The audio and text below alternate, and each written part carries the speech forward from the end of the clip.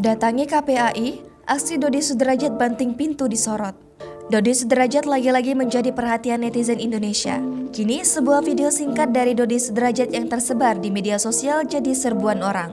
Dalam video tersebut tampak Dodi yang menyambangi Komisi Perlindungan Anak Indonesia atau KPAI pada Jumat 24 Desember 2021. Ayah mendiang Vanessa Angel itu menyampaikan keluh kesahnya soal pengasuhan sang cucu Galaski. Namun, saat keluar dari kantor KPAI, Dodi seperti ogah meladeni pertanyaan yang disampaikan oleh wartawan. Dodi Sudrajat yang mengenakan pakaian batik itu pun langsung masuk ke dalam mobil hitam dan membanting pintu mobil tersebut di tengah kerumunan wartawan.